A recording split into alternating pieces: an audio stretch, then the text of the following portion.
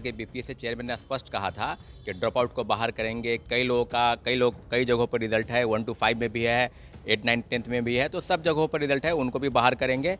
और उसके बाद हम लोग प्रयास करेंगे कि ज़्यादा से ज़्यादा सीटों को भरा जाए।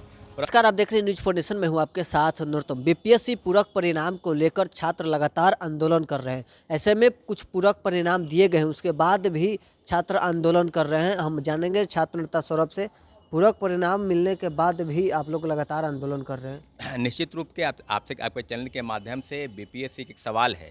जैसा कि बीपीएससी चेयरमैन ने स्पष्ट कहा था कि ड्रॉप आउट को बाहर करेंगे। कई जगहों पर रिजल्ट है, 1 to 5 में भी है, 8, 9, 10th में भी है, तो सब जगहों पर रिजल्ट है, उनको भी बाहर करेंगे। और उसके बाद हम लोग प्रयास करेंगे कि ज़्यादा से ज़्यादा सीटों को भरा जाए। परंतु मात्र अभी 94-95 हज़ार लोगों को ही नियुक्ति हुई है। जो खाली पद है उस पद को कब भरा जाएगा? लगातार आंदोलन होने इसके बावजूद न बीपीएससी न शिक्षा विभाग, और जो सप्लीमेंट्री रिजल्ट आया है उसको आपको हम बता दें कि उस रिजल्ट में भी घोटाला है।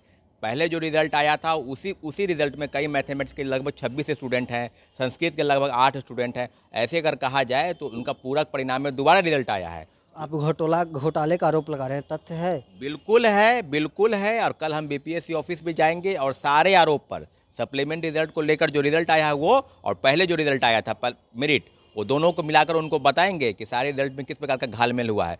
तो निश्चित रूप से इस तरह की चीज़ें अगर होंगी तो छात्र अभ्यर्थियों के मन में जो अविश्वास का भाव है, बीपीएससी के चेयरमैन पर किसी बात का भरोसा अभ्यर्थियों का नहीं रहेगा, क्योंकि बात से वो पलटी मार दिए हैं, उनकी बात पर भरोसा नहीं करता। और इन्हीं सब मांग को लेकर 19 दिसंबर को गांधी मैदान में छात्रों द्वारा एक भीषण आंदोलन की शुरुआत होने जा रही है। और आपको हम बता दें कि तमाम जगहों पर सीटें खाली है, चाहे 1 to 5 हो, चाहे 9, 10th हो या 11, 12, प्राथमिक से लेकर उच्चतर माध्यमिक तक सभी जगहों पर सीटें खाली है। तो सीटों को खाली रखने का क्या उत्तरदायित्व है, क्या बीपीएससी चेयरमैन जवाब देंगे? आपने लगातार बात कही थी कि हम जितने भी सीटें रहेंगे सब पर पूरा परिणाम जारी करेंगे। लेकिन इस तरह की चीज़ें होने से निश्चित रूप से छात्र अभ्यर्थियों के मन में जो अविश्वास है, उस अविश्वास के खिलाफ में हम लोग एक बहुत बड़ा आंदोलन की तैयारी कर रहे हैं। और 19 दिसंबर के दिन गांधी मैदान में गांधी मूर्तियों के पास हजारों की संख्या में शिक्षक अभ्यर्थी जमा होंगे और निश्चित रूप से अपनी मांगों को लेकर सरकार के समक्ष अपनी बातों को रखेंगे।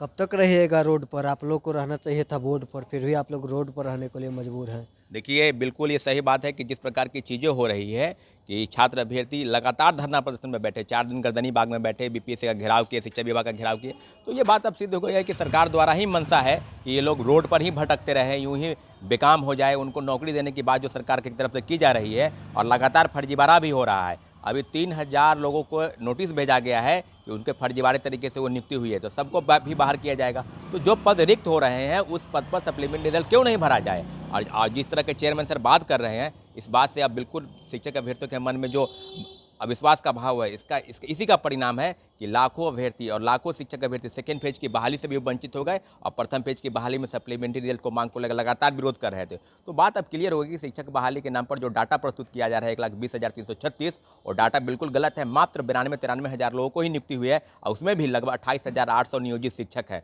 तो अब स्पष्ट हो गया है कि कितने आपने नए लोगों को नौकरी दी। ये जो दावा है बिहार सरकार का, अब इस दावे पर बिल्कुल खरीद नहीं उतरती है। और इसी सब मांग को लेकर हम लोग गांधी मैदान में भीषण आंदोलन की शुरुआत करने जा रहे हैं। आप लोग आंदोलन तो लगातार करते रहे हैं, गांधी मैदान में भी करिएगा 19 तारीख को। आगे क्या कीजिएगा? वो आंदोलन से तो आपके कुछ परिणाम तो निकल नहीं रहे हैं। देखिए, सप्लीमेंट्री रिजल्ट को लेकर एक कोर्ट केस की भी तैयारी हो चुकी है। कोर्ट में भी याचिका फाइल करने की तैयारी लगभग पूरी हो गई है। हम लोग जल्द से जल्द कोर्ट में भी याचिका दायर करेंगे। लेकिन एक आंदोलन की शुरुआत इसलिए होगी क्योंकि माननीय मुख्यमंत्री जी के समक्ष की सारी बातों को रखा जाएगा कि आपने कहा था कि आपने सीटों को सप्लीमेंट्री रिजल्ट देंगे, उसके बावजूद भी अपनी बातों से पलट गए। तो चेयरमैन की बातों पर अब कोई शिक्षक अभ्यर्थी भरोसा नहीं करता है। और इन्हीं सब मांग को लेकर हम बीपीएससी और शिक्षा विभाग का घेराव भी किए थे। तो अब क्लियर हो गया है कि शिक्षा विभाग के जो सेक्रेटरी हैं के पाठक, वो तो लगातार बढ़िया काम कर रहे हैं। उनसे आपने कभी प्रयास किया मामला को दिखाने का?